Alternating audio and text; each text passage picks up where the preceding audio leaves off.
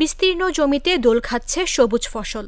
স্বল্প সময়ে বীজে ধান আসায় খুশি হওয়ার কথা থাকলেও মলিন মুখ আর হতাশা নিয়ে বসে আছেন কৃষকরা।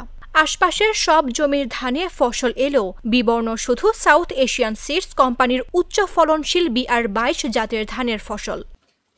গেল বছর পাথরঘাটা সদর ইউনিয়নের কৃষকরা সাউথ এশিয়ান সিডস কোম্পানির উচ্চ ফলনশীল বীজ রোপণ করে ভালো ফলন পেয়েছিলেন।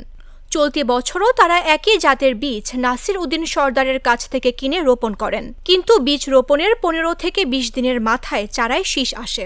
এতে করে 3 মাসে অপরিপক্ক ধান কৃষকদের দুশ্চিন্তায় ফেলেছে।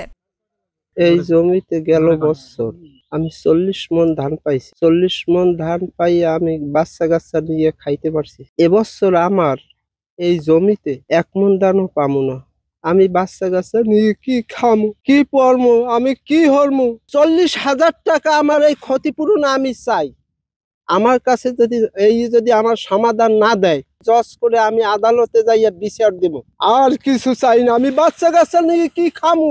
কৃষকদের অভিযোগ, কুড়ার প্রতি অন্তত 40,000 টাকার ক্ষতির সম্মুখীন হলেও তাদের দেওয়া হয়েছে মাত্র 5,000 টাকা করে। তাই যথোপযুক্ত ক্ষতিপূরণের দাবি তাদের।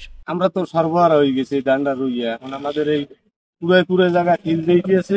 সংসারের সর্বোচ্চ আয় ছিল এইটা, কিন্তু আমাদের সাথে এটা বিশাল ধরনের একটা প্রতারণা করা হয়েছে। আমি চাই যেন এটা আইনের আওতায় নিয়ে সর্বোচ্চ শাস্তির দাবি জানাই আমরা। এ বিষয়ে ডিলার নাসির উদ্দিন সর্দারের দোকানে যোগাযোগ করলে প্রতিবেদকের উপস্থিতি টের পেয়ে তিনি স্থান ত্যাগ করেন। আমাদেরকে যে দানটা দেশে যে দানটা দেওয়ার কথা বললে আমাদের সেই দানটা তারা দেয় নাই, আমাদের সাথে প্রতারণা করছে। আর আমাদের সাথে প্রতারণা করার কারণে আমাদের অনেক ক্ষতি হয়েছে। এই দানটা আমরা এই চাষ করছি আমাদের 1 কুড়া জমিতে, মানে 66% জমিতে রোপণ করতে গেলে আমাদের 6 থেকে 7,000 টাকা তার মজুরি দিতে হয়, এবং এই হিসাবে আমাদের ক্ষতিপূরণ হিসাবে আমাদের অনেক টাকা ব্যয়। বীজ কোম্পানির বিরুদ্ধে ব্যবস্থা গ্রহণ করা হয়েছে কিনা এমন প্রশ্নের জবাবে উপজেলা কৃষি কর্মকর্তা জানান, কোম্পানির বিরুদ্ধে ব্যবস্থা নেওয়ার এখতিয়ার আমাদের নেই। তদন্ত করে দেখেছি যে কৃষকের এই অভিযোগের সত্যতা পেয়েছি আমরা। যার কাছ থেকে বীজ ক্রয় করেছে বীজ ডিলার, ওনাকে শোকজ করা হয়েছে এবং বলা হয়েছে যে 3 দিনের মধ্যে যাতে ক্ষতিপূরণের ব্যবস্থা করা হয় এবং 3 দিন পরে তাকে রিপোর্ট করতে বলা হয়েছে। অর্থাৎ 66% 5,000 টাকা করে ক্ষতিপূরণ কৃষক এবং ডিলার এরা মিলিতভাবে মানে তারা সমন্বিত সিদ্ধান্ত নিয়েছে। কৃষি বিভাগের তথ্য মতে নিম্নমানের বীজের কারণে প্রায় 90 একর জমির ধান ক্ষতিগ্রস্ত হয়েছে।